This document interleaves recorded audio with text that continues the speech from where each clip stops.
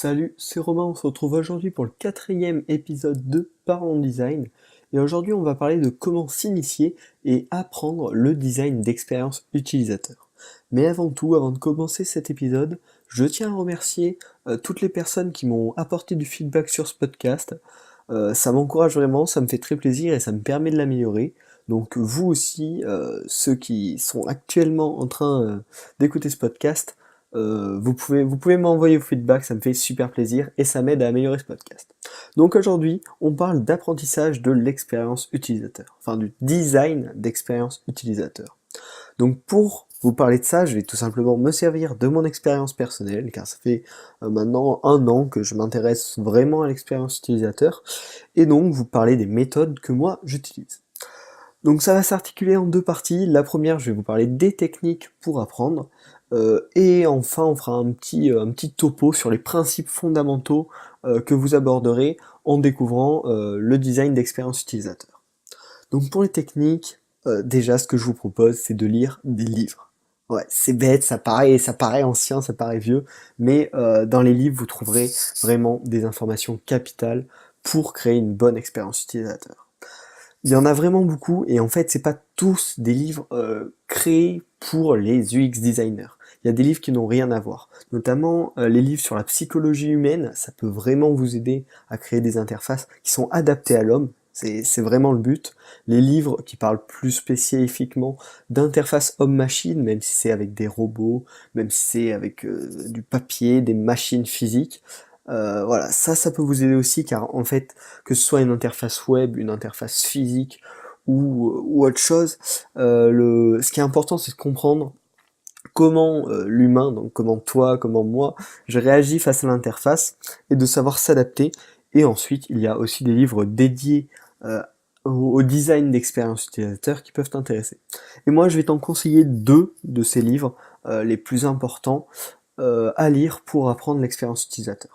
Alors le premier, c'est vraiment le basique de chez basique que n'importe quel designer d'expérience utilisateur doit avoir lu, quoi. C'est The Design of Everyday Things de Don Norman.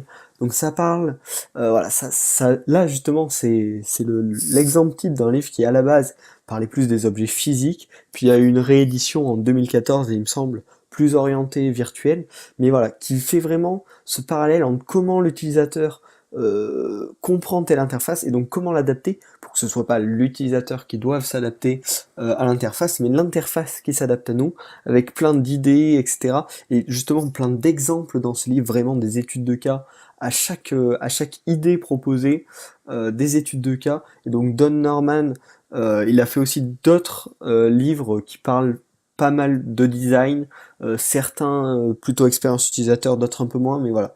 Donc The Design of Everyday Things, le lien sera bien sûr dans la description, maintenant je vais faire attention de bien vous les mettre. Euh, Livre très bien, vous pouvez le lire en anglais, il a été traduit en français, il me semble bien. Donc voilà, les principes vraiment généraux, les gros principes, très illustrés, donc c'est vraiment, ça se lit bien, et vous apprendrez plein de trucs. Et le deuxième livre que je vous conseille, c'est La phase de recherche en web design de Erika Hall. Donc là, c'est déjà beaucoup plus, enfin c'est orienté carrément web, et ça va plus parler de l'application réelle, de la mise en application, de la recherche, du principe de recherche d'expérience utilisateur. Notamment le mettre en place avec vos clients par rapport à votre projet, comment l'intégrer, etc. Et donc ça fait moins partie des basiques, c'est moins sur comment optimiser votre interface par rapport à l'utilisateur, mais c'est plus dans la méthode pour faire de la recherche dans l'expérience utilisateur. Et donc je vous conseille aussi ce livre, les deux je les ai lus, et vraiment ils sont bien, ça va vous apporter quelque chose, donc n'hésitez pas, les liens sont dans la description. Le deuxième point qui me semble, enfin qui est pour moi le plus important, le plus efficace, c'est les médiums et les blogs. Donc, les médiums et les blogs, mais je vous conseille quand même Medium. Pourquoi Medium? Je vous en ai déjà parlé dans les autres podcasts. C'est vraiment une plateforme géniale. Donc c'est une plateforme centralisée de blogging où il y a des centaines, des milliers d'auteurs qui écrivent, certains quotidiennement, d'autres moins régulièrement. L'avantage de cette plateforme, c'est donc déjà que vous pourrez trouver tous les auteurs enfin une grande partie des auteurs qui vous intéressent sur la même plateforme. Le site est optimisé pour que ce soit vraiment super lisible. il y a une plateforme enfin une application sur mobile, sur tablette, le site est super sur ordi, donc c'est top. En plus, il n'y a pas de pub, on peut bookmarker les posts. Donc pour les lire plus tard, ça c'est top, j'utilise vraiment tout le temps. Et en plus, Medium vous fait des recommandations par rapport à ce que vous avez indiqué lors de votre inscription et par rapport à ce que vous lisez. Les recommandations sont vraiment bien faites. Tu peux t'abonner aussi aux différentes personnes. Donc c'est vraiment top. En plus dessus, tu trouveras de superbes articles, de très bonne qualité, d'actualité, c'est-à-dire des articles tout récents, quoi, ou même tu pourras en trouver des plus vieux, mais tu seras toujours bien tenu à jour, et donc tu auras toujours du contenu, tu n'auras pas besoin de te balader entre les différents blogs, même si tu as un flux RSS. Je trouve que c'est toujours moins, voilà, Medium, vraiment, j'utilise à mort. C'est voilà, du très bon contenu, bien affiché, régulier et actuel. Et donc je vais te proposer quelques auteurs et quelques groupes à suivre, car sur Medium, ouais, tu peux créer des espèces de groupes. Donc les deux que je te conseille niveau groupe, c'est UX Planet, pareil, lien dans la description, et Thinking Design by Adobe. Il y a plusieurs auteurs qui publient sur ces deux groupes, et en général c'est du très bon contenu. Niveau auteur, Just in Mind, pareil, toujours, de toute façon tous les liens là de ces auteurs, je te les mets dans la description. José Thor qui fait aussi des bons articles, j'aime bien. Et celui qui est vraiment très régulier et qui fait en même temps du très bon contenu, c'est Nick Babish. En ce moment, j'arrête pas de lire de ses articles, ils sont vraiment bien faits. Ça utilise souvent le storytelling, ça il te raconte une petite histoire. Et en même temps, il te montre des principes importants, comment les utiliser, comment les mettre en place. Donc c'est vraiment top. Ensuite, tu pourras aussi trouver sur Medium des case studies divers, donc des études de cas sur différentes plateformes. Il y a même des gros designers, des grosses équipes de design comme celle d'Uber, de Facebook, qui postent sur Medium. Et ça, c'est vraiment, je trouve franchement, c'est ce qui apporte le plus, car tu vois, la recherche utilisateur en partant d'un problème jusqu'à sa résolution, c'est top.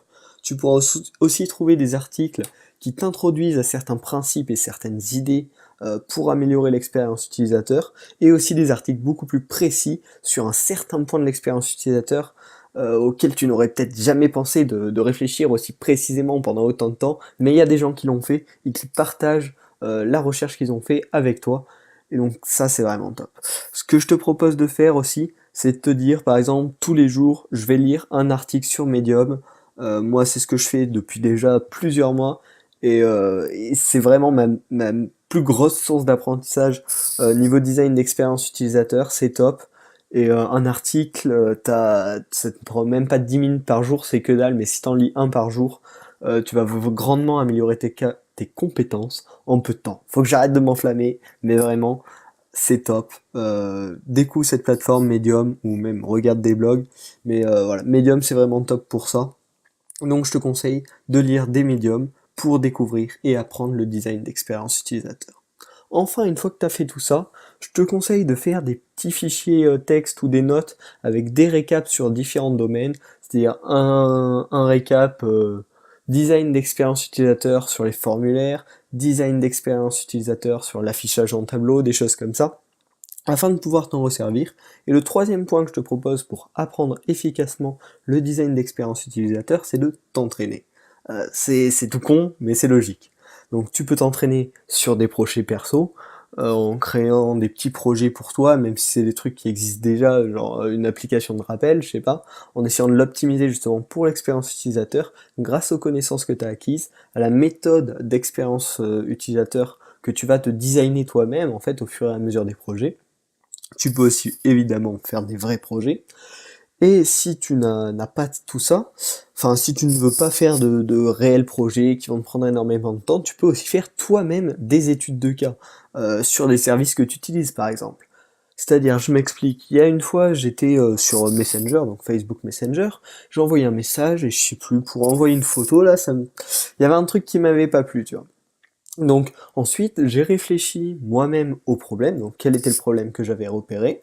J'ai utilisé ma méthode de design d'expérience utilisateur pour rechercher d'où venait le problème, quel était le problème, j'ai recherché des solutions, et je me suis fait voilà, une mini étude de cas pour moi. Tu peux aussi ensuite la partager, pourquoi pas sur Medium, après avoir lu des médiums pourquoi pas devenir toi-même écrivain et partager ta recherche. Et donc tout ça, ça te forgera une expérience, tu pourras toi-même te forger ta méthode de recherche, de design d'expérience utilisateur, et appliquer les différentes idées et les différents principes, et de créer toi-même tes principes. Donc voilà, je pense avec ça, tu vas pouvoir bien apprendre le design d'expérience utilisateur. Et en fait, le truc qui est important quand même, c'est que c'est pas une science exacte.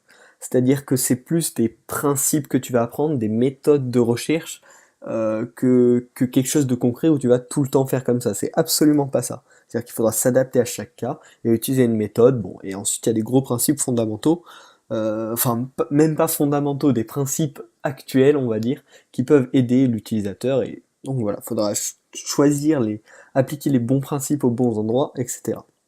Et donc, justement, pour terminer ce podcast, on va parler rapidement des gros points fondamentaux qui caractérisent le design d'expérience utilisateur. Le premier, c'est l'empathie. Donc pour faire du design d'expérience utilisateur, c'est bien, enfin il faut pouvoir se mettre depuis le point de vue de l'utilisateur. Ne pas se prendre de notre point de vue en tant que designer qui avons imaginé l'application, etc., imaginer le principe, le concept, mais se mettre du point de vue de quelqu'un qui découvre, du point de vue de tes différents utilisateurs. Et pour ça, tu vas découvrir, si tu les as pas encore découverts, plusieurs outils, les personas.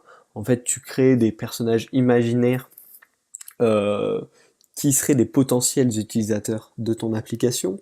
Ensuite, tu peux imaginer leur environnement, quand, à quel moment, quelle possibilité, qu'est-ce qui pourrait les gêner pendant leur utilisation de l'application, etc. Et aussi, tu vas étudier tes utilisateurs potentiels et tes actuels utilisateurs si tu améliores une app, si tu fais une mise à jour. Voilà, ça c'est le premier outil, l'empathie. Ensuite, le deuxième, c'est le test utilisateur qui est super important dans le design d'expérience utilisateur. C'est-à-dire que tu crées des prototypes basse définition, basse résolution, non, basse fidélité, voilà, et tu fais tester ton produit à tes utilisateurs, tout simplement. Et donc ça te permet de trouver les failles et de les rétablir. Donc là, ça va te demander certaines compétences comme préparer un test utilisateur, réaliser le test et surtout utiliser les données que tu as récupérées pendant le test utilisateur pour améliorer ton interface. Et enfin, le troisième point important dans le design d'expérience utilisateur, c'est l'itération. C'est-à-dire, tu testes, donc avec les tests utilisateurs, tu améliores, tu retestes, tu réaméliores. Et ça, c'est tout un processus qui est très important en design d'expérience utilisateur, car il y a qu'en voyant la réelle réaction de tes utilisateurs face à ton interface que tu vas pouvoir savoir ce qui marche et ce qui ne marche pas. Donc si ce podcast t'a intéressé, n'hésite pas à te lancer, à découvrir le design expérience utilisateur. Si tu t'y connais déjà, tu peux partager ton expérience avec les autres auditeurs du podcast Parlons Design. Et enfin, tu peux bien sûr t'abonner au podcast. Tu peux aussi me suivre sur Twitter, je suis plutôt actif et justement je partage régulièrement, presque tous les jours d'ailleurs, des articles de Medium sur mon Twitter et aussi mon activité. Si le podcast t'a plu, encore une fois, la meilleure chose que tu peux faire pour aider le podcast, c'est le partager avec un ou deux de tes amis qui sont intéressés eux aussi par le design. Et donc ça pourra les intéresser et ça m'aiderait beaucoup. Et n'hésite pas aussi à partager ton feedback sur le podcast. Je te souhaite une bonne fin d'après-midi, de soirée ou de matinée. Et puis on se retrouve la semaine prochaine pour un nouvel épisode. Salut!